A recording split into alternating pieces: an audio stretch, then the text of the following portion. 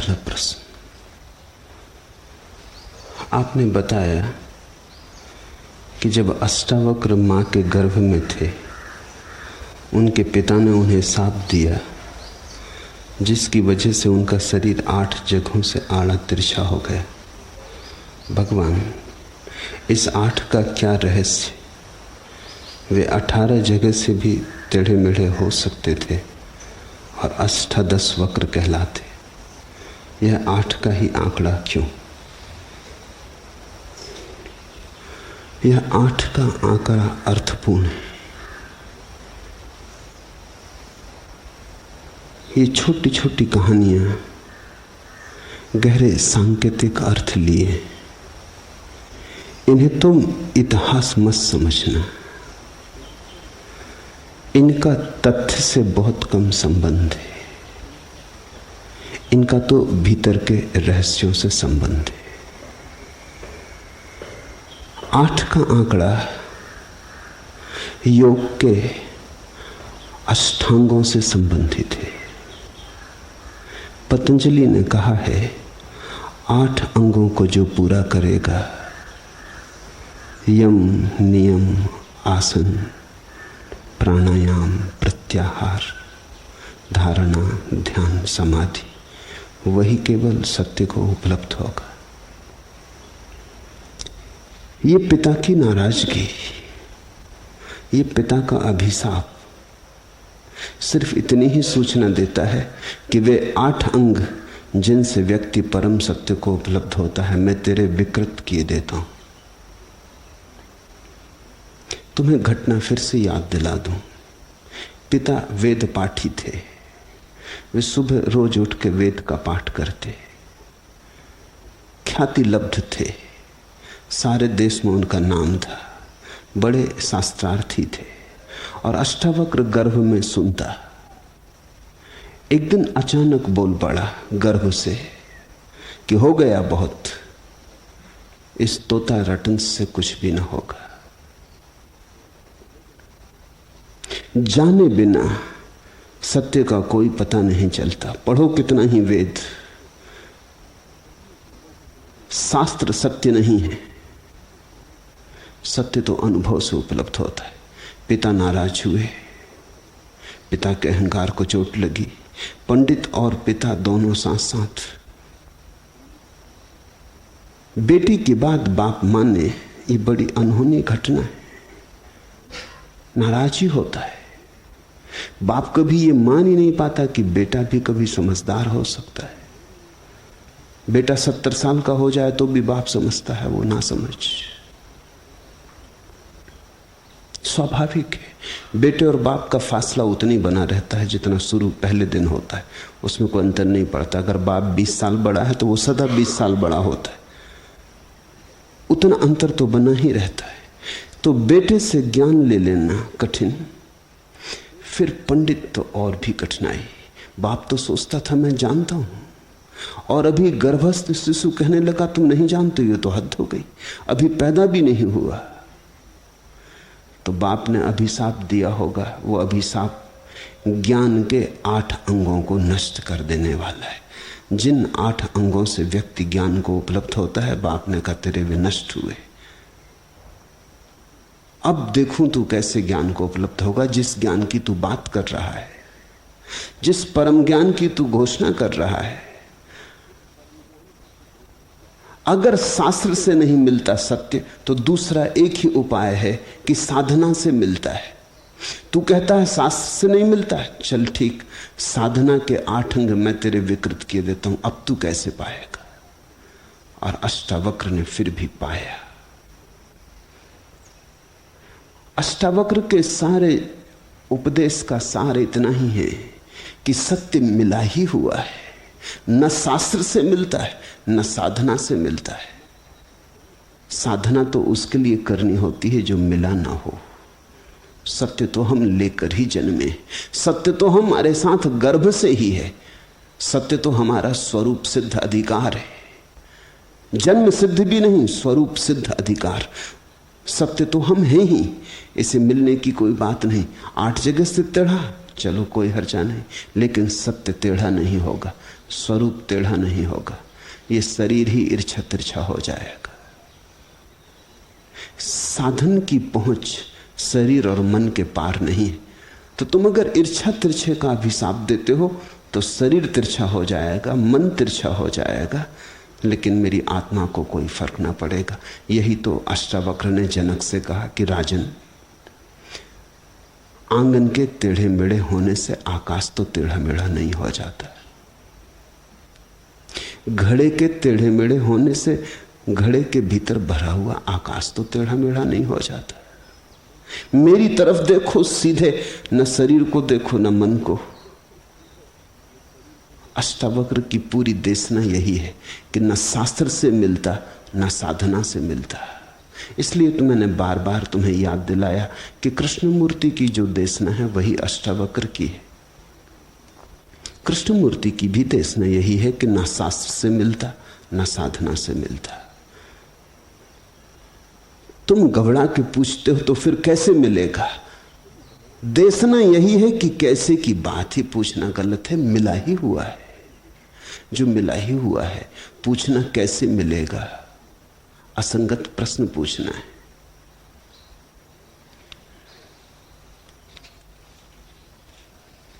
सत्य के लिए कोई शर्त नहीं है, सत्य बेशर्त मिला है। पापी को मिला है, पुण्यात्मा को मिला है, काले को मिला है, गोरे को मिला है, सुंदर को, असुंदर को, पुरुष को, स्त्री को। जिन्होंने चेष्टा की उन्हें मिला है, जिन्होंने चेष्टा नहीं की उन्हें भी मिला है। किन्हीं को प्रयास से मिल गया है, किन्हीं को प्रसाद से मिल गया है। न तो प्रयास जरूरी है न प्रसाद की मांग जरूरी है, क्योंकि सत्य मिला ही हुआ है।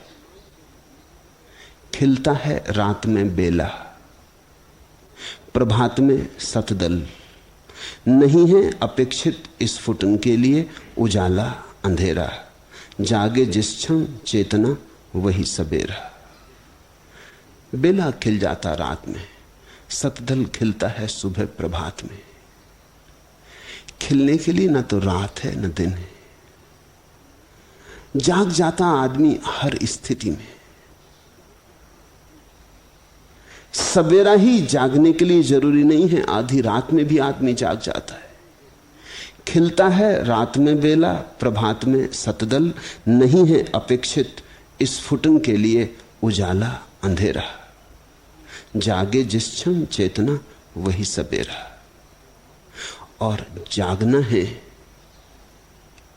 तो जागने के लिए कुछ भी और करना जरूरी नहीं है, सिर्फ जागना ही जरूरी है। आंख खोलना जरूरी है।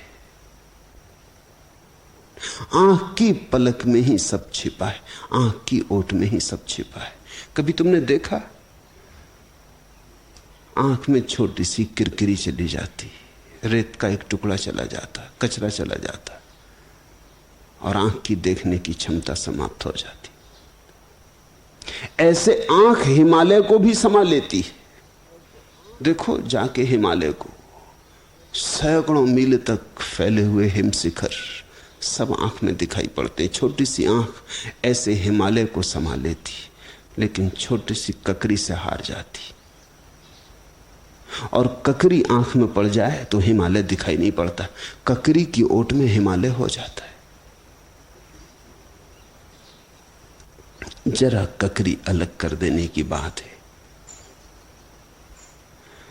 अष्टावक्र की देशना इतनी ही है कि जरा सी समझ, जरा सी पलक का खुलना, और सब जैसा होना चाहिए वैसा है ही। कुछ करने को नहीं है, कहीं जाने को नहीं है, कुछ पाने को नहीं है। खुले नैन से सपने देखो, बंद नैन से अपने। अपने तो रहते हैं भीतर, बाहर रहते सपने। नाम रूप की भीड़ जगत में भीतर एक निरंजन, सुरति चाहिए अंतर्द्रग को, बाहर द्रग को अंजन। देखे को अनदेखा कर रे, अनदेखे को देखा, क्षर लिख लिख तू रहा निरक्षर, अक्षर सदा अलेखा। समझो, खुले नैन से सपने देखो, बंद नैन से अपने। अपने तो रहते हैं भीतर, बाहर रहते सपने। जो भी बाहर देखा है सपना है। अपने को देखना है तो भीतर, जो भी बाहर देखा उसे अगर पाना चाहा तो बड़ी दौड़ दौड़नी पड़ेगी, फिर भी मिलता कहां। दौड़ पूरी हो जाती, हाथ कुछ भी नहीं आता। संसार का स्वभाव समझो, दिखता है सब, मिलता कुछ भी नहीं। लगता है ये रहा, जरा ही चलने की बात है, थोड़ा प्रयास और, जैसे क्षितिज छूता है, लगता है कुछ मील का फासला है, दौड़ जाएंगे, पहुंच जाएंगे। आकाश और जमीन जहां मिलती वो जगह खोज लेंगे, फिर वहां से आकाश में चढ़ जाएंगे, लगा लेंगे सीढ़ी, बना लेंगे अपना बेबीलोन, स्वर्ग की सीढ़ी लगा लेंगे। मगर कभी वो जगह मिलती नहीं जहां आकाश पृथ्वी से मिलता है, बस दिखता है कि मिलता है। आभास, जिसको हिंदुओं ने माया कहा है। प्रतीत तो बिल्कुल होता है कि ये दिखाई पड़ रहा है आकाश मिलता हुआ, होगा 10 मील, 15 मील, 20 मील, थोड़ी यात्रा है। लेकिन तुम जितने क्षितिज की तरफ जाते हो उतना ही क्षितिज तुमसे दूर चलता चला जाता। दिखता सदा मिला मिला, मिलता कभी भी नहीं। खुले नैन से सपने देखो, बंद नैन से अपने। अपने तो रहते हैं भीतर, बाहर रहते सपने। बाहर लगता है मिल जाएगा और मिलता कभी नहीं, और भीतर लगता है कैसे मिलेगा और मिला ही हुआ है। ठीक संसार से विपरीत अवस्था है भीतर की। संसार देखनी हो तो आंखें बाहर खोलो, सत्य देखना हो तो आंखें भीतर खोलो। बाहर से आंख बंद करने का कुल इतना ही अर्थ है कि भीतर देखो। नाम रूप की भीड़ जगत में भीतर एक निरंजन। सुरति चाहिए अंतर दृक को, बाहर दृक को अंजन। बाहर ठीक ठीक देखना हो तो आंख में हम काजल आंचते, अंजन लगाते। बुढ़िया का काजल लगा लेते ना। बाहर ठीक ठीक देखना हो, भीतर देखना हो तो भी बूढ़ों ने एक काजल इजाद किया है, उसको कहते सुरति, स्मृति, जागृति, समाधि। नाम रूप की भीड़ जगत में भीतर एक निरंजन। सुरति चाहिए अंतर्दृक को, बाहर दृक को अंजन। बाहर ठीक देखना हो, आंज लो आंख, ठीक ठीक दिखाई पड़ेगा। भीतर ठीक ठीक देखना हो तो एक ही अंजन है, निरंजन ही अंजन है। वहां तो एक ही बात स्मरण करने जैसी है, वहां तो एक ही प्रश्न जगाने जैसा है कि मैं कौन हूं। वहां तो एक ही बोध उठने लगे सब तरफ से कि मैं कौन हूं। एक ही प्रश्न गूंजने लगे प्राणों में कि मैं कौन हूं। धीरे धीरे इसी प्रश्न की चोट पड़ते पड़ते पड़ते भीतर के द्वार खुल जाते। ये चोट तो ऐसी है जैसे कोई हथौड़ी मारता हो। मैं कौन हूं, मैं कौन हूं। उत्तर मत देना, क्योंकि उत्तर बाहर से आएगा। तुमने जल्दी से पूछा मैं कौन हूं और कहा अहम ब्रह्मास्मि, आ गया उपनिषद बीच में। तुम उत्तर मत देना, तुम तो सिर्फ पूछते ही चले जाना। एक ऐसी घड़ी आएगी प्रश्न भी गिर जाएगा, और जहां प्रश्न गिर जाता है, जहां प्रश्न गिर जाता है वहीं उत्तर है। फिर तुम ऐसा कहते नहीं कि अहम ब्रह्मास्मि, ऐसा तुम जानते हो, ऐसा तुम अनुभव करते हो। शब्द नहीं बनते, निशब्द में प्रतीति होती। देखे को अनदेखा कर रहे, अनदेखे को देखा। अभी तो तुम जिसे देख रहे हो उसी में उलझे हो, और जो दिखाई पड़ रहा है वही संसार है, दृश्य संसार है। और जो देख रहा है, जो दृष्टा है, वो तो अदृश्य है, वो तो बिल्कुल छिपा है। देखे को अनदेखा कर रहे, अनदेखे को देखा। क्षर लिख लिख तू रहा निरक्षर। लिखने पढ़ने से कुछ भी ना होगा। हम लिखते तो हैं, और जो लिखते हैं उसको कहते हैं अक्षर। कभी तुमने सोचा, अक्षर का मतलब होता है जो मिटाया ना जा सके। लिखते तो क्षर हो, कहते हो अक्षर। कैसा धोखा देते हो, किसको धोखा देते हो? तुमने जो भी लिखा है सब मिट जाएगा, लिखा हुआ सब मिट जाता है। शास्त्र लिखो खो जाएंगे, पत्थरों पर नाम खोदो रेत हो जाएंगे।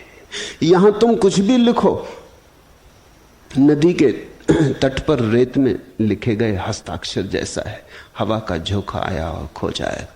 शायद इतना भी नहीं है, पानी पे लिखे जैसा है, तुम लिख भी नहीं पाते और मिटना शुरू हो जाता है। क्षर लिख लिख तू रहा निरक्षर,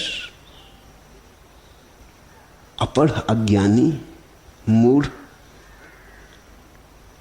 क्षर को लिख रहा है और भरोसा कर रहा है अक्षर का, समय में लिख रहा है और शाश्वत की आकांक्षा कर रहा है। क्षुद्र को पकड़ रहा है और विराट की अभिलाषा बांधे है।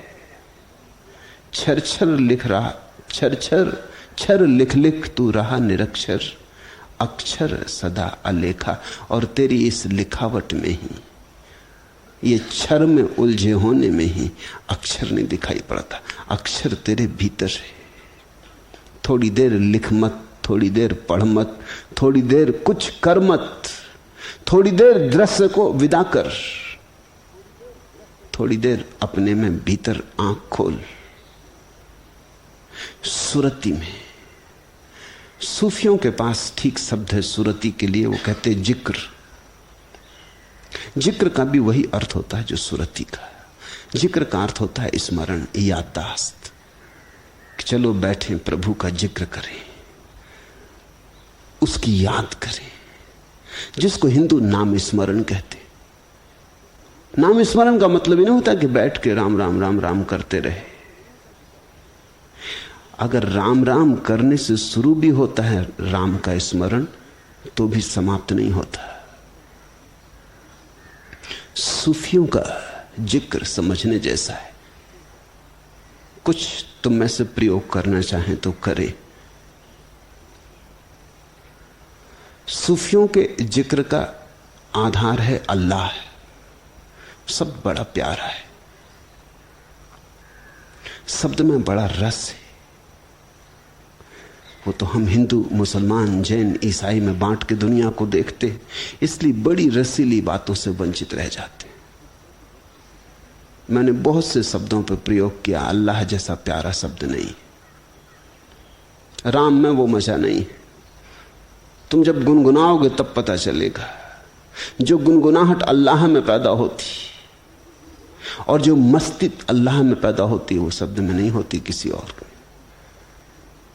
चेष्टा करके देखना, कभी रात के अंधेरे में द्वार दरवाजे बंद करके दिया बुझा के बैठ जाना, ताकि बाहर कुछ दिखाई ही ना पड़े, अंधेरा कर लेना। नहीं तो तुम्हारी आदत तो पुरानी, कुछ ना कुछ देखते रहोगे। फिर भीतर बैठ के पहला कदम है जिक्र का, अल्लाह अल्लाह कहना शुरू करना। जोर से कहना, ओंठ का उपयोग करना। एक 5-7 मिनट तक अल्लाह अल्लाह जोर से कहना। 5-7 मिनट में तुम्हारे भीतर रसधार बहना शुरू होगी, तब ओंठ बंद कर लेना। दूसरा कदम, अब सिर्फ भीतर जीभ से कहना अल्लाह अल्लाह अल्लाह। 5-7 मिनट जीभ का उपयोग करना, तब भीतर ध्वनि होने लगेगी, तब तुम जीभ को भी छोड़ देना। अब बिना जीभ के भीतर अल्लाह अल्लाह अल्लाह करना।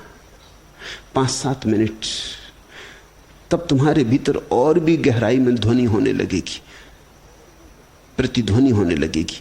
तब भीतर भी बोलना बंद कर देना, अल्लाह अल्लाह वहां भी छोड़ देना। अब तो अल्लाह शब्द नहीं रहेगा, लेकिन अल्लाह शब्द की निरंतर स्मरण से जो प्रतिध्वनि गूंजी, वो गूंज रह जाएगी, तरंगें रह जाएंगी। जैसे वीणा बजते बजते अचानक बंद हो गई, तो थोड़ी देर वीणा तो बंद हो जाती, लेकिन श्रोता गदगद रहता, गूंजती रहती। ध्वनि धीरे धीरे धीरे धीरे धीरे शून्य में खोती। तो तुमने अगर 15-20 मिनट अल्लाह का स्मरण किया, पहले ओंठों से, फिर जीभ से, फिर बिना जीभ के, तो तुम उस जगह आ जाओगे जहां 2-4-5 मिनट के लिए अल्लाह की गूंज गूंजती रहेगी। तुम्हारे भीतर जैसे रोआ रोआ अल्लाह करेगा, तुम उसे सुनते रहना, धीरे धीरे वह गूंज भी खो जाएगी और तब जो शेष रह जाता है वही अल्लाह है। तब जो शेष रह जाता है वही राम है। शब्द भी नहीं बचता, शब्द की अनुगूंज भी नहीं बचती, एक महाशून्य रह जाता है। सुरति, राम शब्द का उपयोग करो उससे भी हो जाएगा, ओम शब्द का उपयोग करो उससे भी हो जाएगा, लेकिन अल्लाह निश्चित ही बहुत रसपूर्ण है। और तुम सूफियों को जैसी मस्ती में देखोगे इस जमीन पर, तुम किसी को वैसी मस्ती में ना देखोगे। जैसे सूफियों की आंख में तुम शराब देखोगे वैसे किसी की आंख में ना देखोगे। हिंदू सन्यासी ओमकार का पाठ करता रहता लेकिन उसकी आंख में नशा नहीं होता, मस्ती नहीं होती। अल्लाह शब्द तो अंगूर जैसा है, उसे अगर ठीक से निचोड़ा तो तुम बड़े चकित हो जाओगे। तुम चलने लगोगे नाचते हुए, तुम्हारे जीवन में एक गुनगुनाहट आ जाएगी। सुरति, जिक्र, नाम स्मरण, नाम कुछ भी हो, नाम रूप की भीड़ जगत में भीतर एक निरंजन। सुरति चाहिए अंतर दृग को, बाहर दृग को अंजन। देखे को अनदेखा कर रे, अनदेखे को देखा। क्षर लिख लिख तू रहा निरक्षर, अक्षर सदा अलेखा। और वो जो भीतर छिपा है वो हम लेकर ही आए हैं, उसे कुछ पैदा नहीं करना, उघाड़ना है, आविष्कार करना है। ज्यादा तो ठीक होगा कहना पुनर्आविष्कार करना, रीडिस्कवरी। भीतर रखे रखे हम भूल ही गए हैं हमारा क्या है, अपना क्या है। सपने में खो गए हैं, अपना भूल गए। सपने को थोड़ा विदा करो, अपने को थोड़ा देखो। अनदेखा दिखेगा, अलेखा दिखेगा, अक्षर उठेगा। अष्टावक्र के 8 अंगों के टेढ़े हो जाने की कथा का कुल इतना ही अर्थ है कि सुरति में कोई बाधा नहीं पड़ती। अंग टेढ़े हैं कि मेढ़े, तुम बैठे कि खड़े। तुमने देखा अलग अलग आसनों में परम ज्ञान उपलब्ध हुआ। महावीर गौ 2 आसन में बैठे थे, बड़े मजे की बात है। जैनी बहुत चिंता नहीं करते कि क्या हुआ, गौ 2 आसन में बैठे कर क्या रहे थे। गौ 2 आसन का मतलब है जैसे कोई गाय को दोहते वक्त बैठता है। न तो गाय थी, न दोहने का कोई कारण था उनको। गौ 2 आसन में बैठे थे, उस वक्त उन्हें परम ज्ञान उपलब्ध हुआ। अब गौ 2 आसन कोई बहुत सुंदर आसन नहीं है, तुम बैठ के देख लेना। बुद्ध तो कम से कम भले ढंग से बैठे थे, सिद्धासन में बैठे थे। महावीर गौ 2 आसन में बैठे। महावीर आदमी ही थोड़े अनूठे, नंग धड़ंग गौ 2 आसन में बैठे, तब उन्हें परम ज्ञान उपलब्ध हुआ। शरीर तिरछा हो कि ईर्छा, छोटा हो कि बड़ा, ऐसा बैठे कि वैसा नहीं, आसन से कुछ लेना देना नहीं।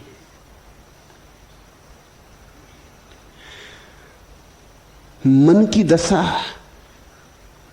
पुण्य की हो कि पाप की, अच्छा करने की हो कि बुरा करने की, इससे भी कुछ लेना देना नहीं। अष्टावक्र का मौलिक सूत्र केवल इतना है कि तुम अगर साक्षी हो सको, तिरछा शरीर है तो तिरछे शरीर के साक्षी, और मन अगर पाप में उलझा है तो पाप में उलझे मन के साक्षी। तुम अगर साक्षी हो सको, दूर खड़े होकर देख सको शरीर और मन को, तो घटना घट जाएगी। 8 अंगों से टेढ़े होने का अर्थ है योग के अष्टांगों का कोई उपाय ना था। तुम पक्का समझो, अगर अष्टावक्र किसी योगी के पास जाते और कहते कि मुझे योग में दीक्षित करो, तो वो हाथ जोड़ लेता, कहता महाराज आप हमें क्यों मुसीबत में डालते, ये नहीं हो सकता। आप और योगासन कैसे करेंगे? एक अंग सीधा करने की कोशिश करेंगे, 7 अंग तिरछे हो जाएंगे। इधर संभालेंगे उधर बिगड़ जाएगा। कभी ऊंट को योगासन करते देखा, अष्टावक्र भी कोई योगी उनको अपनी योगशाला में भर्ती नहीं कर सकता था, उपाय ही न था। ये तो केवल सूचक कथा है। ये कथा तो ये कहती है कि ऐसे 8 अंगों से टेढ़ा व्यक्ति भी परम ज्ञान को उपलब्ध हो गया, चिंता मत करो, देह इत्यादि में बहुत उलझे मत रहो।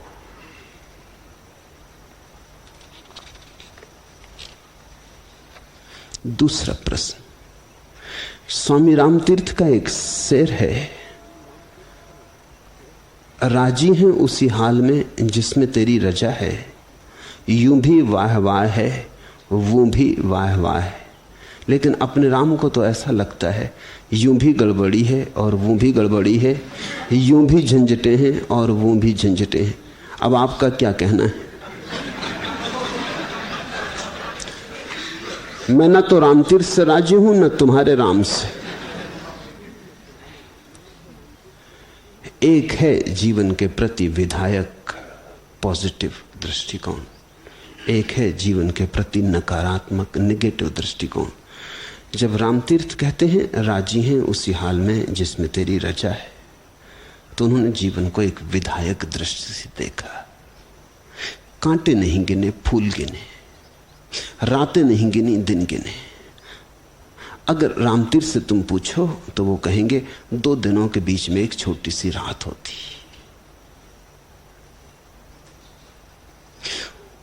वो फूलों की चर्चा करेंगे, वो कांटों की चर्चा ना करेंगे।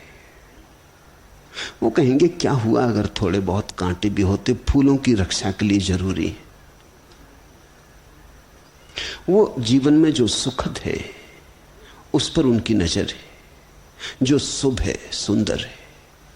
असुंदर की उपेक्षा है, अशुभ के प्रति ध्यान नहीं है। और अगर प्रभु ने अशुभ भी चाहा है तो उसमें भी कोई छिपा हुआ शुभ होगा, ऐसी उनकी धारणा है। ये आस्तिक की धारणा है, ये स्वीकार भाव है। जो व्यक्ति कहता है प्रभु मैंने तेरे लिए परिपूर्ण रूप से हां कह दी, जिस व्यक्ति ने अपनी चेक बुक बिना कुछ आंकड़े लिखे हस्ताक्षर करके प्रभु को दे दी, कब तू जो लिखे वही स्वीकार है। राजी हैं उसी हाल में जिसमें तेरी रजा है, यूं भी वाह वाह है वो भी वाह वाह है। रामतीर्थ कहते हैं जहां रख, यूं भी तो भी ठीक, वो भी तो भी ठीक। स्वर्ग दे दे तो भी मस्त, नरक दे दे तो भी मस्त, तू हमारी मस्ती न छीन सकेगा, क्योंकि हम तो तेरी रजा में राजी हो गए।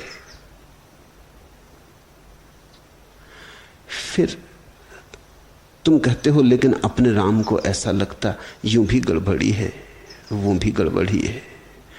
ये रामतीर्थ का ठीक उल्टा दृष्टिकोण है।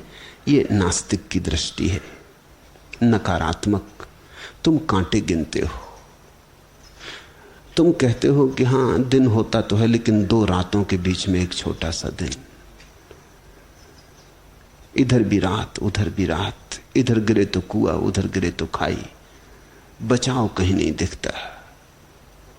रामतीर्थ का स्वर है राजी का, तुम्हारा स्वर है नाराजी का।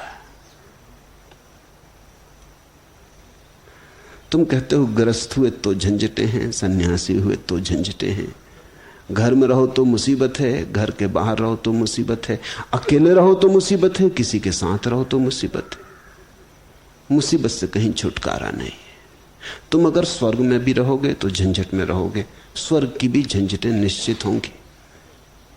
स्वर्ग में भी प्रतिस्पर्धा होगी, कौन ईश्वर के बिल्कुल पास बैठा है, कौन दूर बैठा है, किसकी तरफ ईश्वर ने देखा और किसकी तरफ नहीं देखा। और राजनीति भी चलेगी ही, आदमी जहां है राजनीति आ जाएगी। जब जीसस विदा होने लगे तो उनके शिष्यों ने पूछा अंत में इतना तो बता दें कि स्वर्ग में आप तो प्रभु के ठीक हाथ के पास बैठेंगे, हम 12 शिष्यों की क्या स्थिति होगी, कौन कहां बैठेगा। जीसस को सूली लगने जा रही है और शिष्यों को राजनीति पड़ी है, कौन कहां बैठेगा। ये भी कोई बात थी, बेहुदा प्रश्न था, लेकिन बिल्कुल मानवीय है।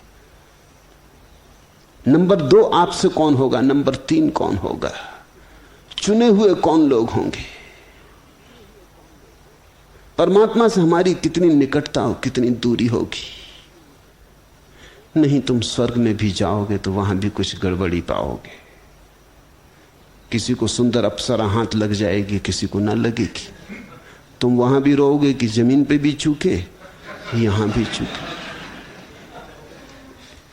वहां भी लोग कब्जा जमाए बैठे थे, यहां भी पहले से साधु संत आ गए हैं, वो कब्जा जमाए बैठे। तो मतलब गरीब सब जगह मारे गए। यूं भी गड़बड़ी है, वो भी गड़बड़ी है, यूं भी झंझटे हैं और वो भी झंझटे हैं। ये देखने की दृष्टि है।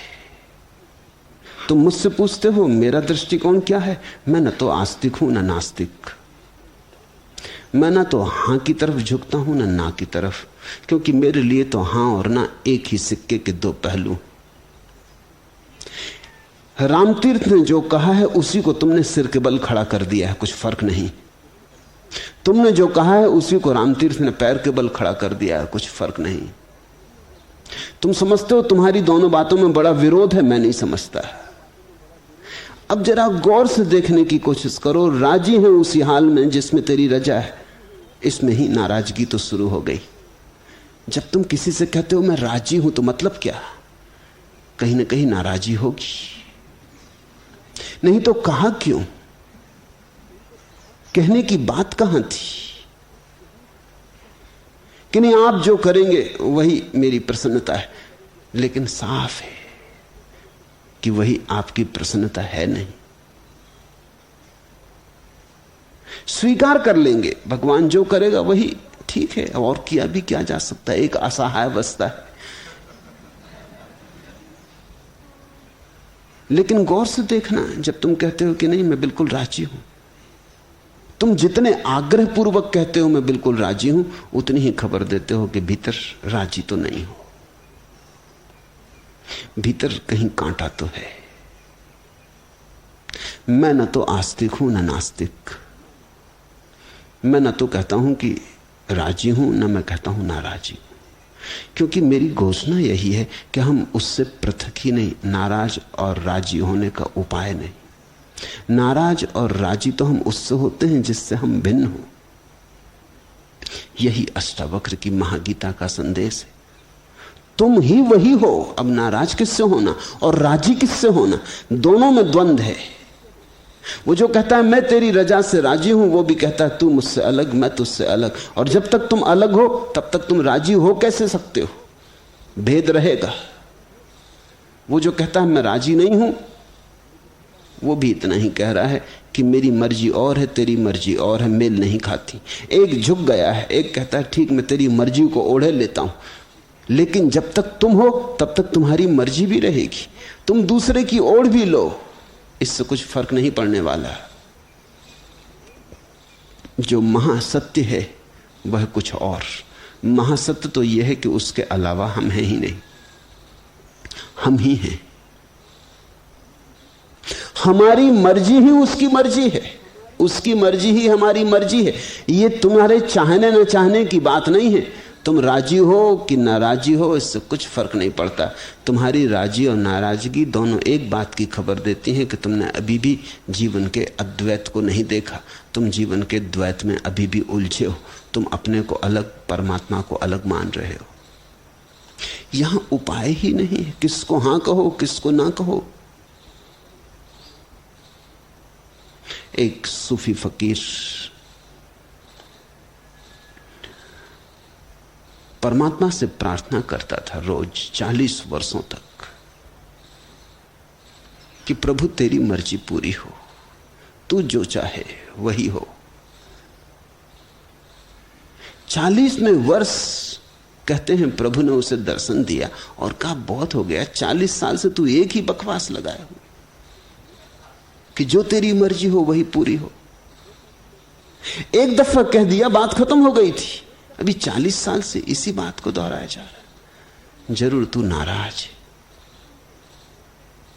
जरूर तू शिकायत कर रहा है बड़े सज्जनोचित ढंग से, बड़े शिष्टाचार पूर्वक, लेकिन तू रोज मुझे याद दिला देता है कि ध्यान रखना, राजी तो मैं नहीं हूं, अब ठीक है, मजबूरी है, तुम्हारे हाथ में ताकत है और मैं तो निर्बल। अच्छा तो राजी हूं जो मर्जी, जो मर्जी व्यवस्था से उठ रहा है, एक जबरदस्ती झुकाए जा रहे हैं। जिससे कोई जबरदस्ती तुम्हारी गर्दन झुका दे और तुम कुछ भी ना कर पाओ तो तुम कहो ठीक जो मर्जी, लेकिन तुमने परमात्मा को अन्य तो मान ही लिया। परमात्मा अनन्य है, वही है, हम नहीं है, या हम ही है वह नहीं है। दो नहीं है, एक बात पक्की, मैं और तू ऐसे दो नहीं है। या तो मैं ही हूं अगर ज्ञान की भाषा बोलनी हो, अगर भक्त की भाषा बोलनी हो तो तू ही है। मगर एक बात पक्की है कि एक ही है। तो फिर क्या सार है, क्या अर्थ है? हां कहो कि ना कहो, किससे कह रहे हो? अपने से ही कह रहे हो।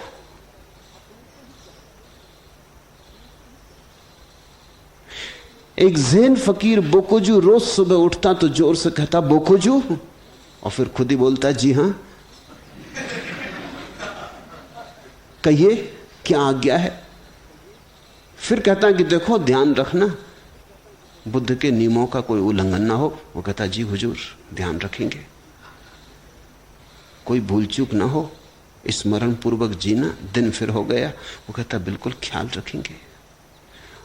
उसके एक शिष्य ने सुना कि ये क्या पागलपन है, ये किससे कह रहा है?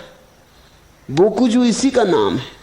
सुबह उठकर रोज रोज ये कहता है बोकुजू, और फिर कहता है जी हां, कहिए क्या कहना है? उस शिष्य ने कहा कि महाराज इसका राज मुझे समझा दे। बोकुजू हंसने लगा। उसने कहा यही सत्य है, यहां दो कहां, यहां हम ही आज्ञा देने वाले हैं, हम ही आज्ञा मानने वाले हैं। यहां हम ही सृष्टा हैं और हम ही सृष्टि, हम ही है प्रश्न और हम ही है उत्तर, यहां दूसरा नहीं है। इसलिए तुम इसको मजाक मत समझना। बोकुजू ने कहा यह जीवन का यथार्थ है। तुम मुझसे पूछते हो मेरा क्या उत्तर है, मैं यही कहूंगा एक है,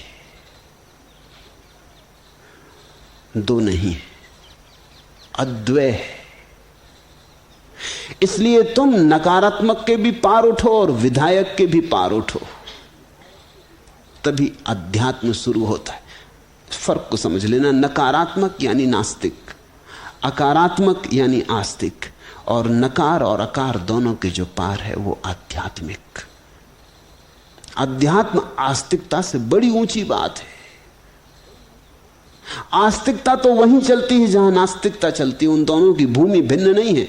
एक ना कहता एक हां कहता, लेकिन दोनों मानते हैं कि परमात्मा को हां और ना कहा जा सकता है, हमसे भिन्न है। अध्यात्म कहता है परमात्मा तुमसे भिन्न नहीं, तुम ही हो। अब क्या हां और ना, जो है। राजी हूं नाराजी हूं ये बात ही मत उठाओ, इसमें तो अज्ञान आ गया। तुम मुझसे पूछते हो मैं क्या कहूं, मैं कहूंगा जो है। कांटा है तो कांटा है, फूल है तो फूल है। ना तो मैं नाराज हूं ना मैं राजी हूं। जो है उससे अन्यथा नहीं हो सकता, अन्यथा करने की कोई चाह भी नहीं। जैसा है उसमें ही जी लेना। अष्टावक्र ने कहा यथा प्राप्त जो है उसमें ही जी लेना, उसको सहज भाव से जी लेना, नानुच ना करना, शोरगुल ना मचाना, आस्तिक नास्तिकता को बीच में न लाना। यही परम अध्यात्म है।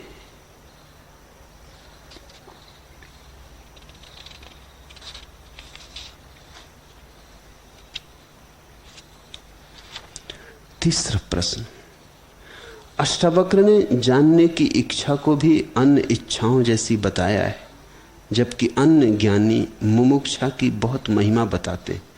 कृपा पूर्वक इस पर प्रकाश डालें। मुमुक्षा का पहले तो अर्थ समझ लें। मुमुक्षा तुम्हारी सारी आकांक्षाओं का संग्रहित होकर परमात्मा की ओर उन्मुख हो जाना है। जैसे छोटी छोटी आकांक्षाओं की नदियां हैं, छोटे छोटे झरने हैं, छोटी छोटी सरिताएं हैं, नाले हैं, ये सब गिर के गंगा बन जाती और गंगा सागर की तरफ दौड़ पड़ती। तुम धन पाना चाहते हो, तुम पद पाना चाहते हो, तुम सुंदर होना चाहते, स्वस्थ होना चाहते, प्रतिष्ठित होना चाहते, ऐसी हजार हजार आकांक्षाएं। जब सारी आकांक्षाएं एक ही आकांक्षा में निमज्जित हो जाती और तुम कहते मैं प्रभु को जानना चाहता, तो गंगा बनी। अब सब झरने, सब छोटे मोटे नाले इस महानद में गिरे। अब गंगा चली सागर की तरफ, लेकिन अंततः तो गंगा को भी मिट जाना पड़ेगा, नहीं तो सागर से मिल ना पाएगी। एक घड़ी तो आएगी सागर से मिलने के क्षण में जब गंगा को अपने को भी मिटा देना होगा, नहीं तो गंगा का होना ही बाधा हो जाएगा। अगर गंगा सागर के तट पर खड़े होकर कहे कि मैं इतने दूर से आई, इतनी मुमुक्षा, इतने ईश्वर मिलन की आस को लेके, मैं मिटने को नहीं आई हूं, मैं तो ईश्वर को पाने आई हूं, तो चूक हो गई। तो गंगा खड़ी रह जाएगी किनारे पर और चूक जाएगी सागर से। अंततः तो गंगा को भी सागर में गिर जाना और खो जाना। पहले छोटी मोटी इच्छाएं मुमुक्षा की महाअभिप्सा में गिर जाती, फिर मुमुक्षा की आकांक्षा भी अंततः लीन हो जानी चाहिए। इसलिए परम ज्ञानी तो यही कहेंगे कि मुमुक्षा भी बाधा है, ये जानने की इच्छा भी बाधा है, ये मोक्ष की इच्छा भी बाधा है। मुमुक्षा यानी मोक्ष की इच्छा। मैं मुक्त होना चाहता हूं। कोई धनी होना चाहता है, कोई शक्तिशाली होना चाहता है, कोई अमर होना चाहता है, कोई मुक्त होना चाहता है, लेकिन चाह मौजूद है। निश्चित ही मोक्ष की चाह सभी चाहों से ऊपर है, लेकिन है तो चाह है। खूब सुंदर चाह है, लेकिन है तो चाह है। खूब सजी समरी चाह है, दुल्हन जैसी नई नई, लेकिन है तो चाह है। और चाह बंधन है। जब तक मैं कुछ चाहता हूं तब तक संघर्ष जारी रहेगा, क्योंकि मेरी चाह सर्व के विपरीत चलेगी। चाह का मतलब ही यह है जो होना चाहिए वो नहीं है, और जो है वो नहीं होना चाहिए। चाह का अर्थ ही इतना है, चाह में असंतोष है।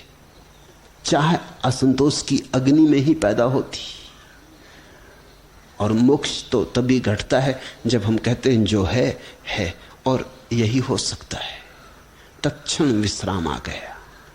जो नहीं है उसकी मांग नहीं, जो है उसका आनंद, संतोष आ गया, परितोष आ गया, तुष्ट हुए। अष्टावक्र कहते हैं बार बार आत्मा मिलती, बार बार तुष्टि मिलती, मुहुर मुहुर, फिर जैसे जैसे संतोष घना होता है फिर और बड़ी शांति बरसती, और संतोष घना होता है और बड़ा आनंद बरसता, और शांति गहन होती है और परमात्मा उतरता। मुहुर मुहुर, फिर बार बार, पुनः पुनः, और कोई अंत नहीं इस यात्रा का। तो मुमुक्षा परमात्मा के द्वार तक तो ले जाती है, लेकिन फिर द्वार पर अटका लेती। अंततः मुमुक्षा को भी छोड़ देना होगा। अंततः सब चाह छोड़ देनी होगी, उसमें मुमुक्षा की चाह भी सम्मिलित है। अगर मुक्त होना है तो मुक्ति की आकांक्षा भी छोड़ देनी होगी, लेकिन जल्दी मत करना। पहले तो गंगा बनाओ, पहले तो और सब आकांक्षाओं को मुक्ति की आकांक्षा में समाविष्ट कर दो, एक ही आकांक्षा प्रज्वलित रह जाए। मन हजार तरफ दौड़ रहा है, वो एक ही तरफ दौड़ने लगे। मन में अभी खंड खंड है, न मालूम कितनी मांगे हैं, एक ही मांग रह जाए। एक ही मांग रह जाएगी तो तुम एकजुट हो जाओगे, तुम्हारे भीतर एक योग फलित होगा, तुम्हारे खंड समाप्त हो जाएंगे, तुम अखंड बनोगे। फिर जब तुम पूरे अखंड हो जाओ तो अब तुम नैवेद्य बन गए। अब तुम जाके परमात्मा के चरणों में अपनी अखंडता को समर्पित कर देना। अब तुम कहना अब कुछ भी नहीं चाहिए। अब ये सब चाह, ये जानने की, मोक्ष की, तुझे खोजने की, ये भी तेरे चरणों में रख देते। गंगा उसी क्षण सागर में सरक जाती, उसी क्षण सागर हो जाती।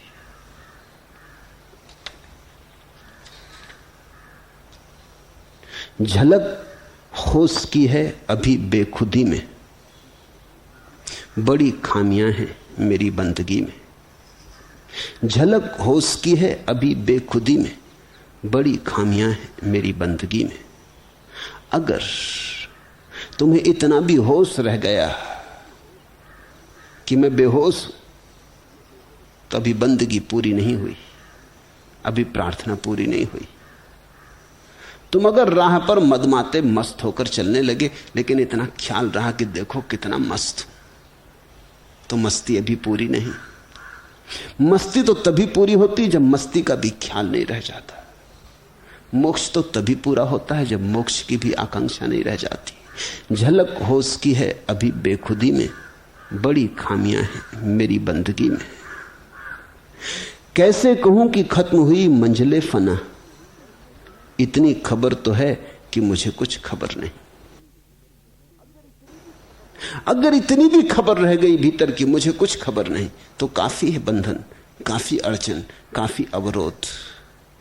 और ध्यान रखना, बड़े बड़े अवरोध तो आदमी आसानी से पार कर जाता है, छोटे अवरोध असली अड़चन देते।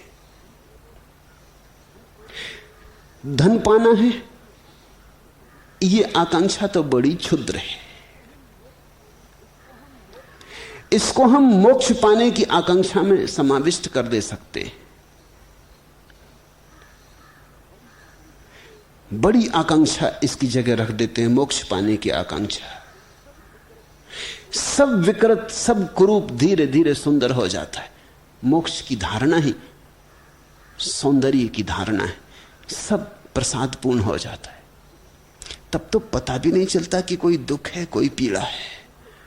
फिर तो इतनी छोटी बाधा रह जाती है, पारदर्शी, दिखाई भी नहीं पड़ती। अगर ईंट पत्थर की दीवार चारों तरफ हो तो दिखाई पड़ती। कांच की दीवार, शुद्ध कांच की दीवार, इस फटिक मणियों से बनी, कुछ बाधा नहीं मालूम पड़ती, आर पार दिखाई पड़ता है, दीवार का पता ही नहीं चलता। लेकिन दीवार अभी है, अगर निकलने की कोशिश की तो सिर टकराएगा। मुमुक्षा कांच की दीवार है, दिखाई भी नहीं पड़ती। संसारी की तो वासनाएं बड़ी क्षुद्र हैं, स्थूल हैं, पत्थरों जैसी हैं। सन्यासी की आकांक्षा बड़ी सूक्ष्म है, बड़ी पारदर्शी है और बड़ी सुंदर है, अटका ले सकती है। अगर तुम्हें इतनी भी याद रह गई कि मुक्त होना है, तो तुम अभी मुक्त नहीं हुए। और मुक्त होना है, यह वासना अगर मन में बनी है, तो तुम मुक्त हो भी ना सकोगे। क्योंकि मुक्त होने का कुल इतना ही अर्थ होता है कि अब कोई चाह ना रही, मगर यह तो एक चाह बची, और इस चाह में तो सभी बच गया। इसलिए अष्टावक्र ने बड़ी क्रांतिकारी बात कही, काम अर्थ से तो मुक्त होना ही, धर्म से भी मुक्त होना। ऐसा कोई सूत्र किसी ग्रंथ में नहीं है। अर्थ और काम से मुक्त होने को सबने कहा है, धर्म से भी मुक्त होने को किसी ने नहीं कहा है। अष्टावक्र उस संबंध में बिल्कुल मौलिक और अनूठे। वो कहते हैं धर्म से भी मुक्त होना, नहीं तो धर्म ही बाधा बन जाएगा। अंततः तो सभी चाहे गिर जानी चाहिए। कैसे कहूं कि खत्म हुई मंजिले फना। मंजिले फना का अर्थ होता है शून्य हो जाना। कैसे कहूं कि खत्म हुई मंजिले फना, कैसे कहूं कि मैं शून्य हो गया। इतनी खबर तो है कि मुझे कुछ खबर नहीं, इतनी बाधा तो अभी बनी है। इतनी खबर है मुझे कि मुझे कुछ खबर नहीं, मगर इतना काफी है। इतनी दीवार पर्याप्त है, इतनी दीवार चुका देगी।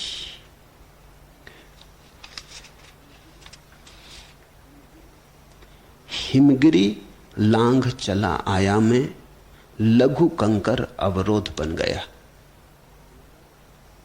क्षण का साहस केवल संशय, अगर मूल में जीवित है भय। जलनिधि तैर चला आया में, उथला तट प्रतिरोध बन गया। साध्य विमुक्त स्वयं से होना, द्वंद विगत क्या पाना खोना हुआ समन्वय सबसे, लेकिन निज से वही विरोध बन गया। सूक्ष्म ग्रंथि में यह रेशम मन, सुलझाने में उलझा चेतन, क्रिया अहम से इतनी दूषित, शोधन ही प्रतिशोध बन गया। हिमगिरी लांघ चला आया में, लघु कंकर अवरोध बन गया। बड़े पहाड़ आदमी पार कर लेता, छोटा सा कंकड़ अटका लेता। हाथी आसानी से निकल जाता, पूंछ ही मुश्किल से निकलती, पूंछ ही अटक जाती। जलनिधि तैर चला आया में, उथला तट प्रतिरोध बन गया। बहुत लोग हैं जो सागर तो तैर जाते, फिर किनारे से उलझ जाते। महावीर के जीवन में बड़ा मीठा उल्लेख है। महावीर का प्रधान शिष्य था गौतम गणधर। वो वर्षों महावीर के साथ रहा, लेकिन मुक्त ना हो सका।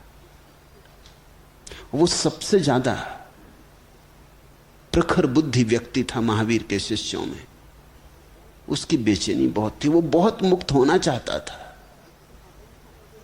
उसकी आकांक्षा में कोई कमी न थी, और वो सोचता था अब और क्या करूं। सब दांव पे लगा दिया, सब जीवन आहुति बना दिया, अब मोक्ष क्यों नहीं हो रहा है। लेकिन यह बात उसकी समझ में नहीं आती थी कि यही बात बाधा बन रही। ये जो आग्रह है, ये जो आकांक्षा है कि मोक्ष क्यों नहीं हो रहा, यही बेचैनी, यही तनाव खड़ा कर रही। ये मोक्ष की आकांक्षा भी अहंकार जन्य है। ये अहंकार का आखिरी खेल है। अब वो मोक्ष के नाम पर खेल रहा है। महावीर की मृत्यु हुई तो उस दिन गौतम बाहर गया था, कहीं पास के गांव में उपदेश करने गया था। लौटता था तो राहगीरों ने कहा कि तुम्हें पता नहीं, महावीर तो छोड़ भी चुके दे। तो वो वहीं रोने लगा। रोते रोते उसने इतना पूछा राहगीरों से कि मेरे लिए कोई अंतिम संदेश छोड़ा है, क्योंकि वो निकटतम शिष्य था और महावीर की उसने अथक सेवा की थी और सब दांव पर लगाया था। फिर भी कुछ अड़चन थी कि समझ में नहीं आता था क्यों अटका है। तो उन्होंने कहा हम तो समझ नहीं पाए कि उपदेश का क्या अर्थ है, क्या संदेश का अर्थ है। उन्होंने छोड़ा जरूर है, वचन हमें याद है, वो हम कह देते, हमें अर्थ मालूम नहीं। अर्थ तुम हमसे पूछना भी मत, तुम जानो और वो जाने। इतना ही उन्होंने कहा कि हे गौतम, तू पूरी नदी तो तैर गया, अब किनारे पे क्यों रुक गया है। और कहते हैं ये सुनते ही गौतम ज्ञान को उपलब्ध हो गया, ये सुनते ही मोक्ष घट गया। हिमगिरी लांग चला आया में, लघु कंकर अवरोध बन गया। जलनिधि तैर चला आया में, उथला तट प्रतिरोध बन गया। आदमी पूरा सागर तैर जाता, फिर सोचता अब तो किनारा आ गया, किनारे को पकड़ कर रुक जाता। किनारे को भी छोड़ना पड़े, सब छोड़ना पड़े, छोड़ना भी छोड़ना पड़े, तभी तुम बचोगे अपने शुद्धतम रूप में निरंजन। तभी तुम्हारा मोक्ष प्रकट होता है।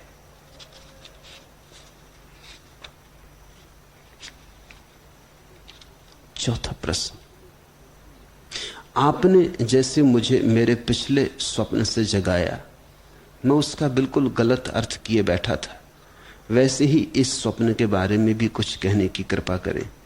पहले मैं अक्सर स्वप्न देखता था कि भीड़ में, सभा में, समाज में अचानक नग्न हो गया हूं और उससे मैं बहुत चौंक उठता था, लेकिन संन्यास लेने के पश्चात वैसा स्वप्न आना बंद हो गया है। वर्ष भर से मैं अनेक बार स्वप्न में अपने को गैर गैरिक वस्त्रों में देखता हूं और अपने को वैसा देखकर भी मैं बहुत चौंक उठता हूं। उल्लेख है कि अब तो मैं गैरिक वस्त्र स्वेच्छा, आनंद और कृतज्ञता के भाव से पहनता हूं। मैंने जो कुछ पाया है उसे बांटने में यह रंग बहुत सहयोगी साबित हुआ है। फिर यह स्वप्न क्या सूचित करता है, पूछा है अजित सरस्वती ने। इस स्वप्न को समझने के लिए आधुनिक मनोविज्ञान को कार्ल गुस्ताव जुंग के द्वारा दी गई एक धारणा समझनी होगी। कार्ल गुस्ताव जुंग ने उस धारणा को दी शैडो, छाया व्यक्तित्व कहा है, वो बड़ी महत्वपूर्ण धारणा है। जैसे तुम धूप में चलते हो तो तुम्हारी छाया बनती, ठीक ऐसे ही तुम जो भी करते हो उसकी भी तुम्हारे भीतर छाया बनती। वो छाया विपरीत होती।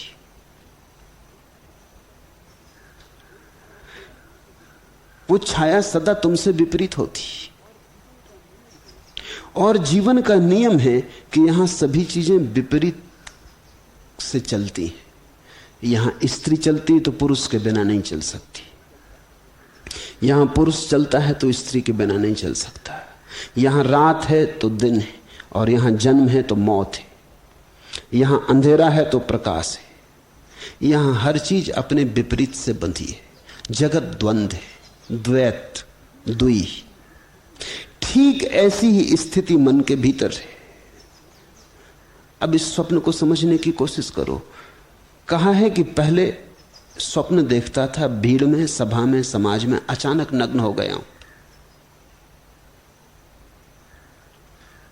वो छाया है। तुम वस्त्र पहन के समाज में, भीड़ में, व्यक्तियों में मिलते जुलते हो, तुम्हारी छाया उससे विपरीत भाव पैदा करती रहती, नग्न हो जाने का। इसलिए अक्सर जब कभी कोई आदमी पागल हो जाता है तो वस्त्र फेंक के नग्न हो जाता है। जो छाया सदा से कह रही थी और उसने कभी नहीं सुना था, पागल होके वो छाया के साथ राजी हो जाता है। जो उसने किया था उसे छोड़ देता है और छाया की सुनने लगता है। उसका छाया रूप सदा से कह रहा था, हो जाओ नग्न, हो जाओ नग्न। इसलिए तो समाज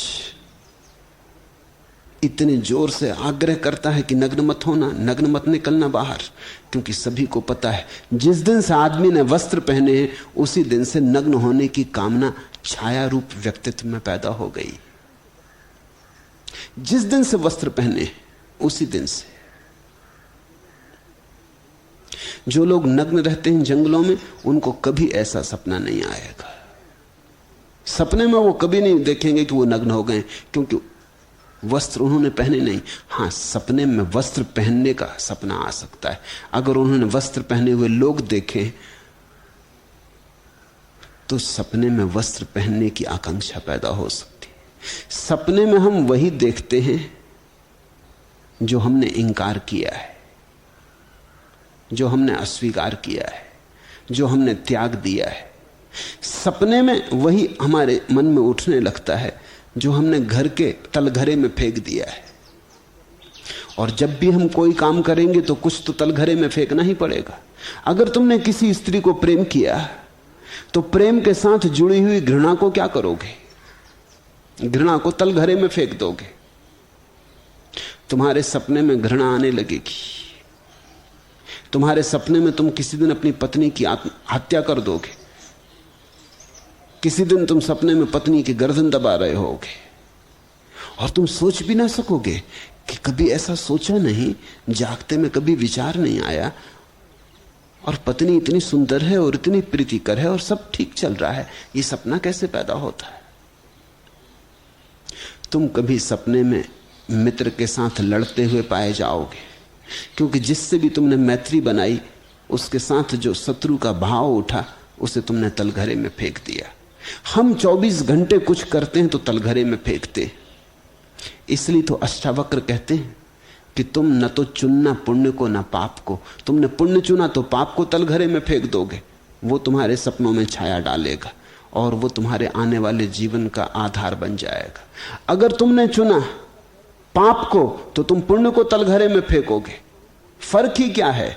जिसको हम पुण्यात्मा कहते हैं उस आदमी ने पाप को भीतर दबा लिया है, पुण्य को बाहर प्रकट कर दिया है।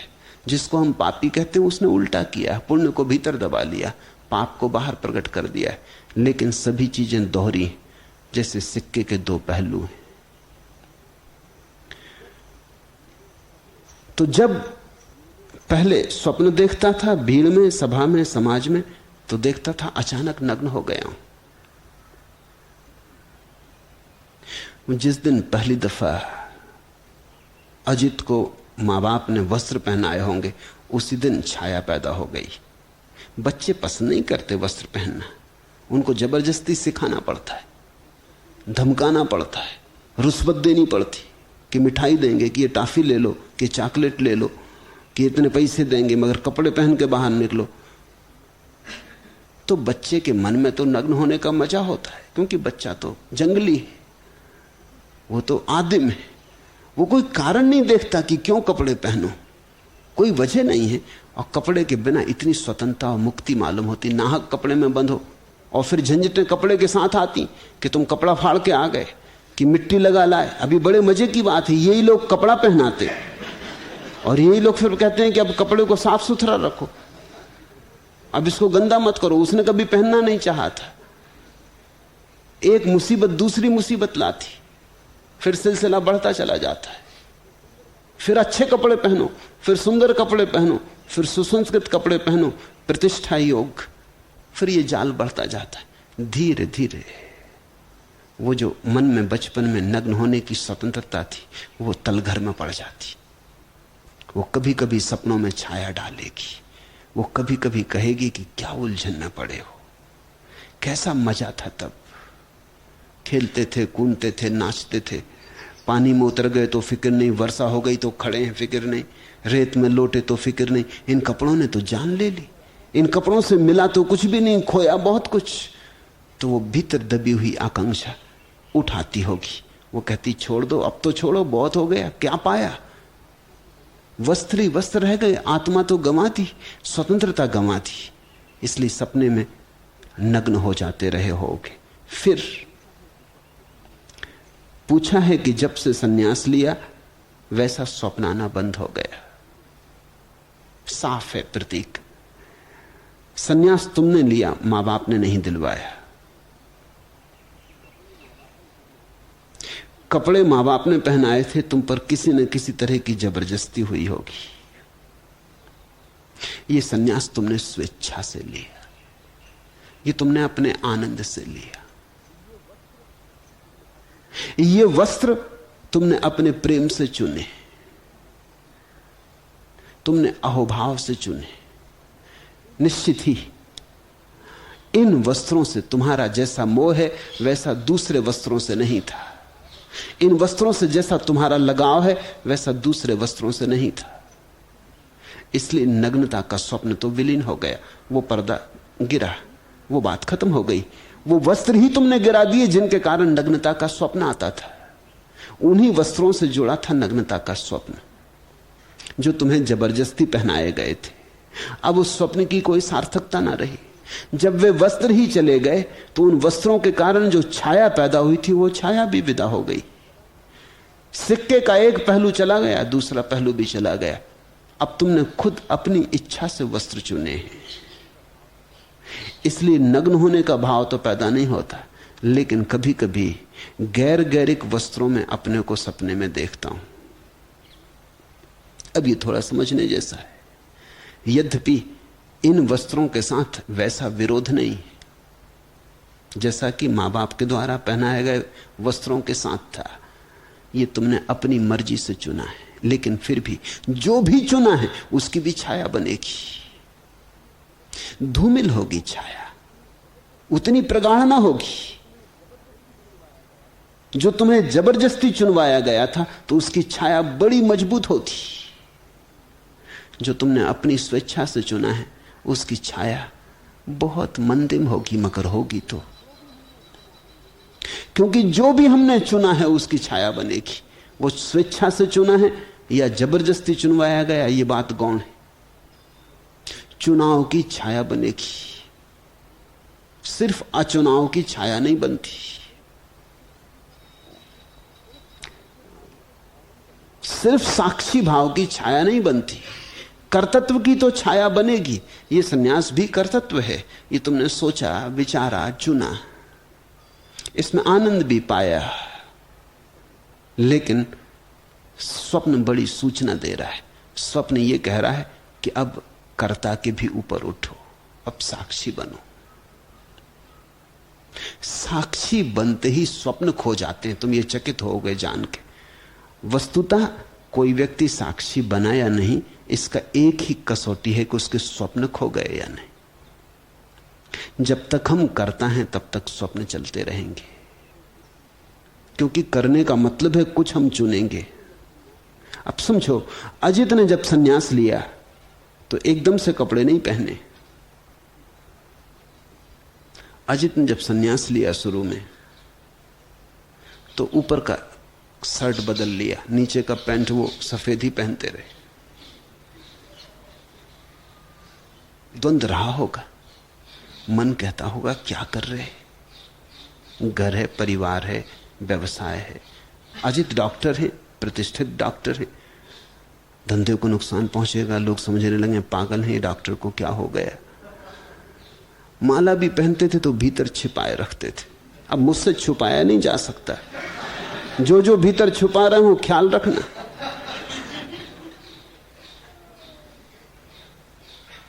उसको भीतर छुपाए रखते थे।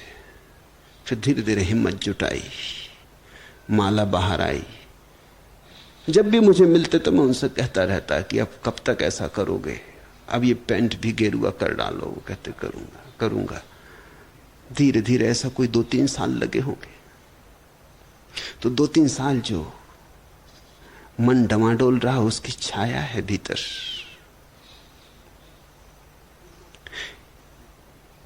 चुना इतने दिनों में, सोच सोच के चुना, धीरे धीरे पिघले, समझ में आया। फिर पूरे गैरिक वस्त्रों में चले गए। लेकिन वो जो 3 साल डमाडोल की चित्त दशा रही, चुने कि ना चुने, आधा चुने आधा ना चुने, उस सब की भीतर रेखाएं छूट गई। वही रेखाएं स्वप्नों में प्रतिबिंब बनाएंगी। जो भी हम चुनेंगे, चुनाव का मतलब यह होता है किसी के विपरीत चुनेंगे। जो कपड़े वो पहने थे उनके विपरीत उन्होंने गेरुए वस्त्र चुने, तो जिसके विपरीत चुने वो बदला लेगा, जिसके विपरीत चुने वो प्रतिशोध लेगा। वो भीतर बैठा बैठा राह देखेगा कि कभी कोई मौका मिल जाए तो मैं बदला ले लूं।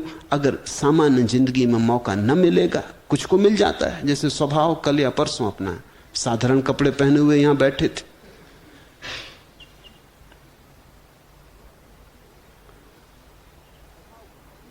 अगर तो स्वभाव को सपना नहीं आएगा, ये बात पक्की। सपने की कोई जरूरत नहीं, वो बेईमानी जागने में कर जाते हो, सपने की क्या जरूरत है। जब धोखा जागने में दे देते हो तो फिर सपने का कोई सवाल नहीं रह जाता। स्वभाव को सपना नहीं आने वाला, मगर ये उनका दुर्भाग्य है। ये अजित का सौभाग्य है कि सपना आ रहा है। इससे एक बात पक्की है कि जागने में धोखा नहीं चल रहा है, तो सपने में छाया बन रही। अब इस सपने की छाया के भी पार जाना है। इसके पार जाने का एक ही उपाय है, इसे स्वीकार कर लो। इसे सद्भाव से स्वीकार कर लो कि सन्यास मैंने चुना था। इसे बोधपूर्वक अंगीकार कर लो कि सन्यास मैंने चुना था। पुराने कपड़ों से लड़ लड़ के चुना था, तो पुराने कपड़ों के प्रति कहीं कोई दबी आसक्ति भीतर रह गई। उसे स्वीकार कर लो कि वह आसक्ति थी और मैंने उसके विपरीत चुना था। उसको स्वीकार करते ही स्वप्नों से वो तिरोहित हो जाएगी। लेकिन उसके स्वीकार करते ही तुम एक नए आयाम में प्रवेश भी होगे। ये गैरिक वस्त्र गैरिक रहेंगे, लेकिन अब ये चुनाव जैसा ना रहा, ये प्रसाद रूप हो जाएगा। इस फर्क को समझ लेना। अगर तुमने सन्यास मुझसे लिया है प्रसाद रूप, तुमने मुझसे कहा कि आप दे दें अगर मुझे पात्र मानते हो, और तुमने कोई चुनाव नहीं किया, तो सपने में छाया नहीं बनेगी। अगर तुमने चुना, तुमने सोचा सोचा, बार बार चिंतन किया, पक्ष विपक्ष देखा, तर्क वितर्क जुड़ाया, फिर तुमने सन्यास लिया, तो छाया बनेगी। अजित ने खूब सोच सोच के सन्यास लिया, इसलिए छाया रह गई है। अब तुम सन्यास को प्रसाद रूप कर लो। अब तुम ये भाव ही छोड़ दो कि मैंने लिया। अब तो तुम यही समझो कि तुम्हें दिया गया प्रभु प्रसाद, प्रभु अनुकंपा। ये मेरा चुनाव नहीं। और जो तुम्हारे भीतर दबा हुआ भाव रह गया है, उसको भी अंगीकार कर लो कि वो है, वो तुम्हारे अतीत में था, उसकी छाया रह गई है। स्वीकार करते ही धीरे से ये सपना विदा हो जाएगा और सन्यास को प्रसाद रूप जानो। हालांकि चाहे तुमने सोच के ही लिया हो, अगर तुम किसी दिन सत्य को समझोगे तो तुम पाओगे तुमने लिया नहीं, मैंने दिया ही है। कुरान में एक बड़ा अद्भुत वचन है कि फकीर कभी सम्राट या धनपतियों के द्वार पर ना जाए। जब भी आना हो सम्राट ही फकीर के द्वार पर आए। जलालुद्दीन रूमी बड़ा पहुंचा हुआ सिद्ध फकीर हुआ। उसे उसके शिष्यों ने देखा एक दिन कि वो सम्राट के राजमहल गया। शिष्य बड़े बेचैन हुए, ये तो कुरान का उल्लंघन हो गया। जब जलालुद्दीन वापस लौटा तो उन्होंने कहा कि गुरुदेव, ये तो बात उल्लंघन हो गई और आप जैसा सत्पुरुष चूक करे। कुरान में साफ लिखा कि कभी फकीर धनपति या राजाओं या राजनीतिज्ञों के द्वार पर ना जाए। अगर राजा को आना हो तो फकीर के द्वार पर आए। पता है जलालुद्दीन ने क्या कहा? जो कहा बड़ा अद्भुत है। कुरान के वचन की ऐसी व्याख्या ठीक कोई पहुंचा हुआ सिद्ध ही कर सकता है। जलालुद्दीन का तुम इसकी फिक्र न करो, चाहे मैं जाऊं राजा के घर, चाहे राजा मेरे पास आए, हर हालत में राजा मेरे पास आता है। अजीब व्याख्या, हर हालत में। तुम आंखों की चिंता में मत पड़ना कि तुमने क्या देखा। चाहे मैं राजा के महल जाता दिखाई पड़ूं और चाहे राजा मेरे झोपड़े पे आता दिखाई पड़े, मैं तुमसे कहता हूं हर हालत में राजा ही मेरे पास आता है। अब जलालुद्दीन कहते हैं तो शिष्य सत्ते में आ गए, लेकिन बात तो समझ में नहीं आई कि क्या मामला है। हर हालत में। जलालुद्दीन ने कहा, घबराओ मत, परेशान मत हो। कभी मैं राजा के द्वार पर जाता हूं क्योंकि वो हिम्मत नहीं जुटा पा रहा आने की। वो तो ना समझ है, मैं तो ना समझ नहीं। मैं तो उसकी संभावना देखता हूं। मैं तो इसलिए गया कि उसके आने के लिए रास्ता बनाऊं। अब वो चला आएगा। मेरा जाना, उससे अगर कुछ मांगने को होता तो मैं गया, मैं तो देने गया था, तो जाना कैसा? कुरान यही कहता है कि मत जाना। उसका कुल मतलब इतना है कि मांगने मत जाना। देने जाने के लिए तो कोई मनाही नहीं है, और जो देने गया है वो गया ही नहीं है। मैं जलालुद्दीन से राजी हूं। मैं अजित सरस्वती को कहता हूं कि तुमने सोच सोच के सन्यास लिया, वो तुम्हारी समझ होगी। जहां तक मुझसे पूछते हो, मैंने दिया। तुम सोचते ना तो थोड़ी जल्दी मिल जाता, तुम सोचे तो थोड़ी देर से मिला। बाकी हर हाल में दिया मैंने। जिन्होंने भी सन्यास लिया है वो ख्याल में ले लें कि तुम चाहे सन्यास लो चाहे मैं दूं, हर हाल में मैं देता हूं। तुम्हारे लेने का कोई सवाल नहीं है। तुम ले कैसे सकते हो? तुम उस विराट की तरफ हाथ कैसे फैला सकते हो? सन्यास प्रसाद है। और ये भाव जिस दिन समझ में आ जाएगा उसी दिन ये स्वप्न खो जाएगा। इसमें थोड़ा कर्तृत्व भाव बचा है, उतनी ही अड़चन है।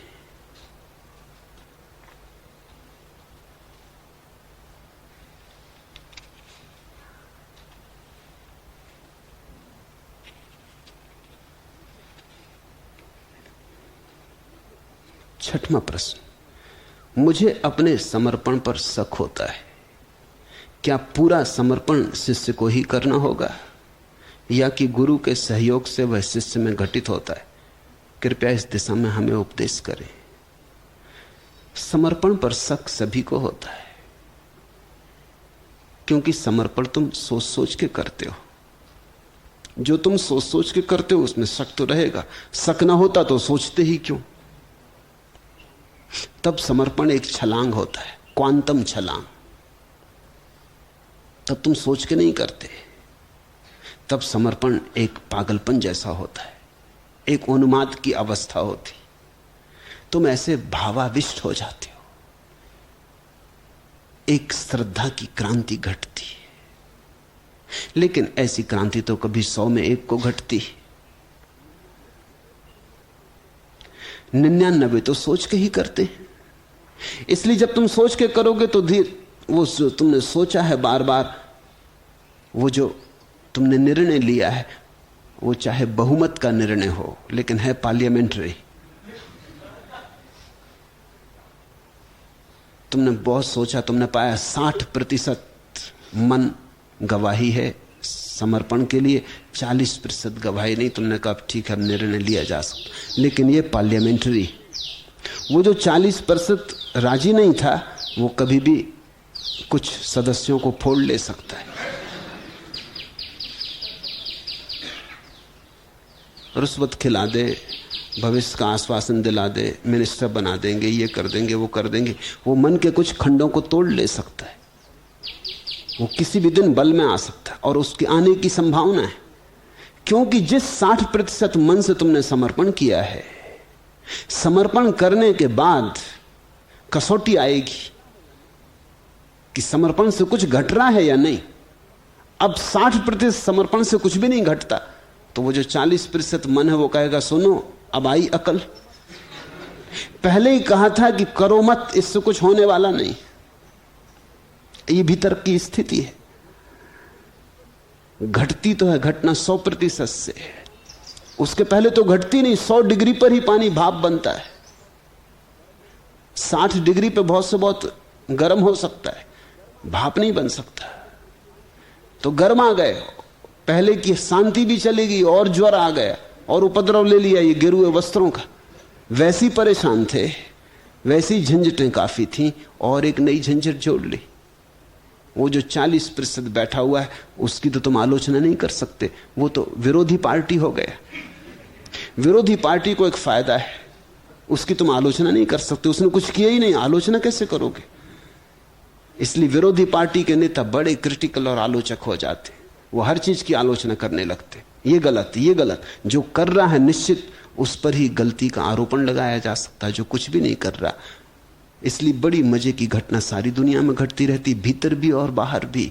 जो पार्टी हुकूमत में होगी वो ज्यादा देर हुकूमत में नहीं रह सकती, वो लाख उपाय करे सदा हुकूमत में नहीं रह सकती, क्योंकि जो भी वो करेगी उसमें कुछ तो भूलें होने वाली हैं, कुछ तो चूकें होने वाली हैं।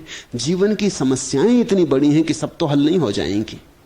जो नहीं हल होंगी विरोधी पार्टी उन्हीं की तरफ इशारा करती रहेगी कि इसका क्या, इस संबंध में क्या, कुछ भी नहीं हुआ, बर्बाद हो गया मुल्क।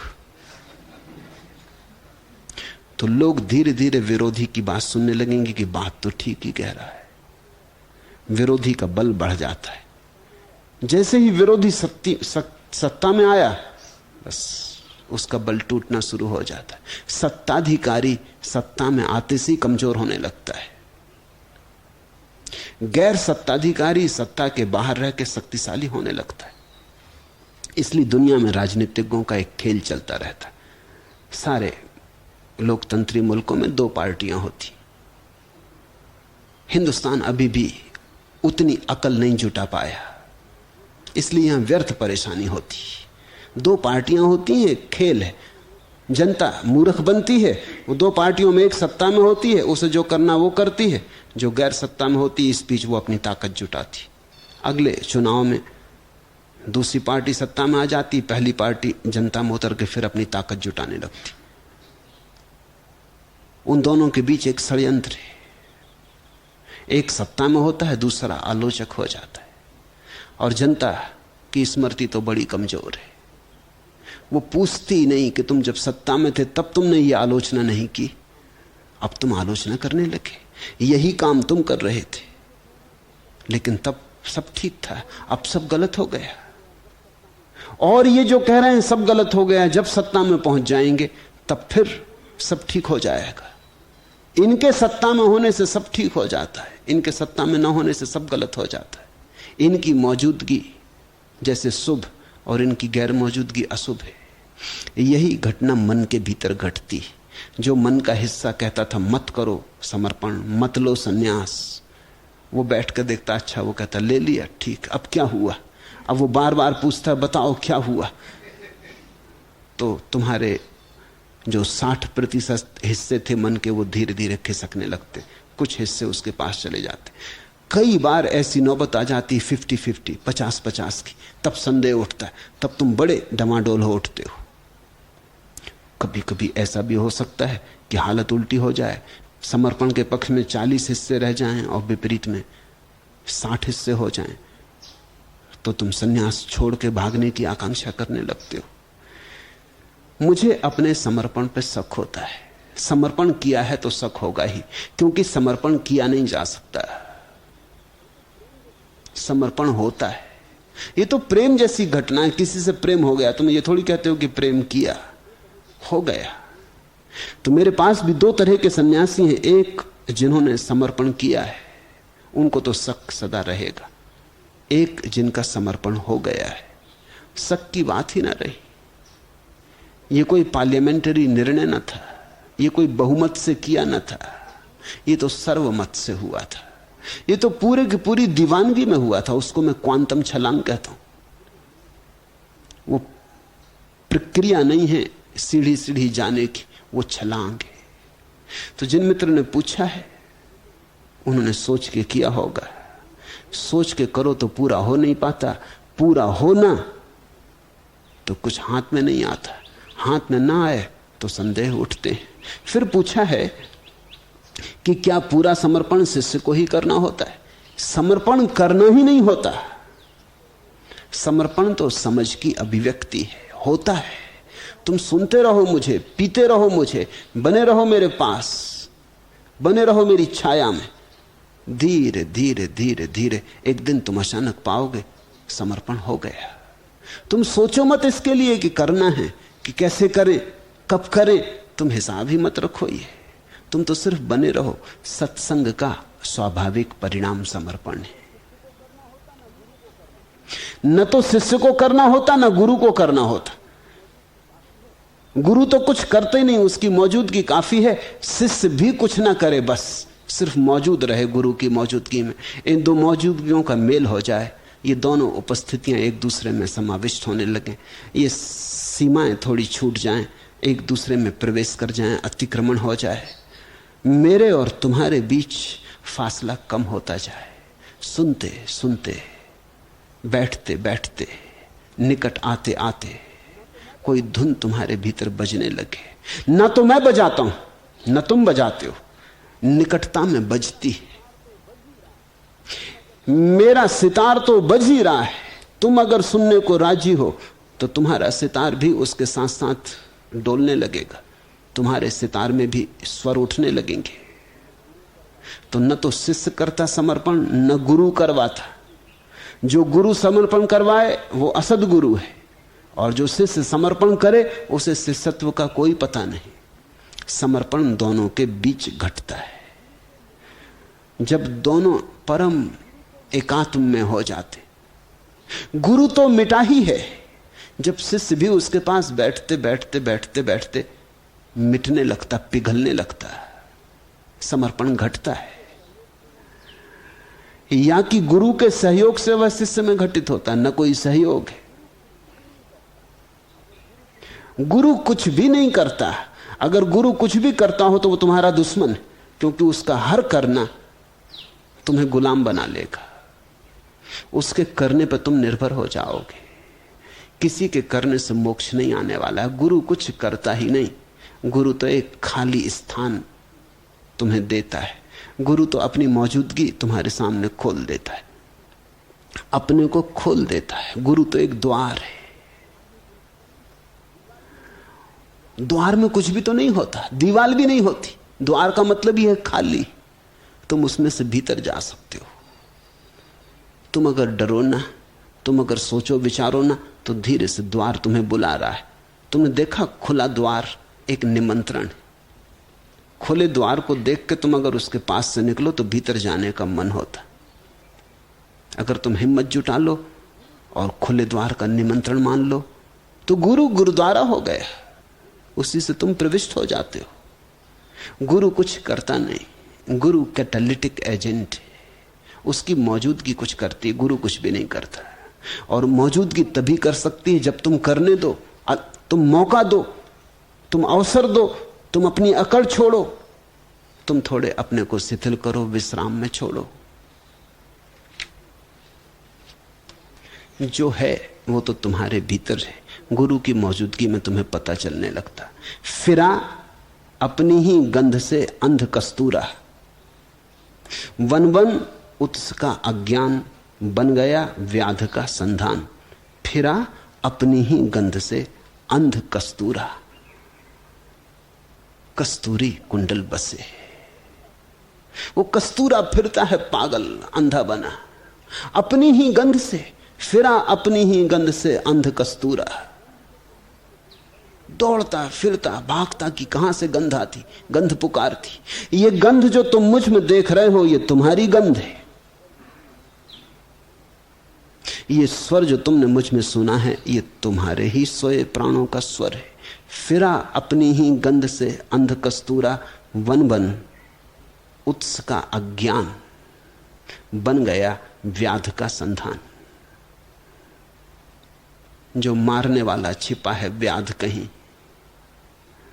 उसके हाथ में अचानक कस्तूरा आ जाता है। कस्तूरा अपना ही खोजने निकला था।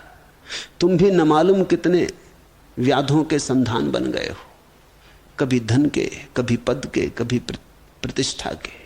न मालूम कितने तीर तुम में चुभ गए और तुम भटक रहे हो खोजते अपने को। फिरा कस्तूरा अपनी ही गंध से अंध, अपनी ही गंध का पता नहीं, भागते फिरते हो। अकारण संसार के हजार हजार तीर छिदते हैं और तुम्हारे हृदय को छलनी कर जाते। सदगुरु का इतना ही अर्थ है जिसकी मौजूदगी में तुम्हें पता चले कि कस्तूरी कुंडल बसे, वो तुम्हारे भीतर बसी है।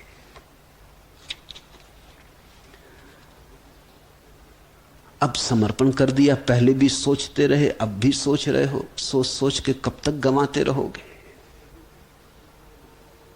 एक तो समर्पण ही सोच के नहीं करना था, अब एक तो भूल कर दी, अब कर ही चुके, अब तो सोचना छोड़ो। अब तो पूंछ कट ही गई,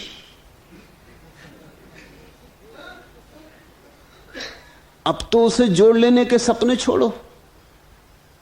वो जो थोड़ी सी जीवन रेखा बची है, वो जो थोड़ी सी जीवन ऊर्जा बची, उसका कुछ सदुपयोग हो जाने दो। उसे सोचने सोचने में गमाओ मत। एक बची चिंगारी, चाहे चिता जला या दीप, जीर्ण थकित लुब्धक सूरज की लगने को है आंख। फिर प्रतीची से उड़ा तिमिरखग, खोल सांझ की पांख। हुई आरती की तैयारी, शंख खोज या सीप। मिल सकता मनवंतर क्षण का, चुका सको यदि मोल। रह जाएंगे कालकंठ में माटी के कुछ बोल। आगत से आबद्ध गतागत, फिर क्या दूर समीप। एक बची चिंगारी, चाहे चिता जला या दीप। थोड़ी सी जो जीवन ऊर्जा बची है, इसे तुम चिता के जलाने के ही काम में लाओगे या दिया भी जलाना है? हो गया सोच विचार बहुत। अब इस सारी ऊर्जा को बहने दो समर्पण में। आओ निकट, आओ समीप, ताकि जो मेरे भीतर हुआ है वो तुम्हारे भीतर भी संक्रामक हो उठे। एक बची चिंगारी, चाहे चिता जला या दीप। हुई आरती की तैयारी, शंख खोज या सीप।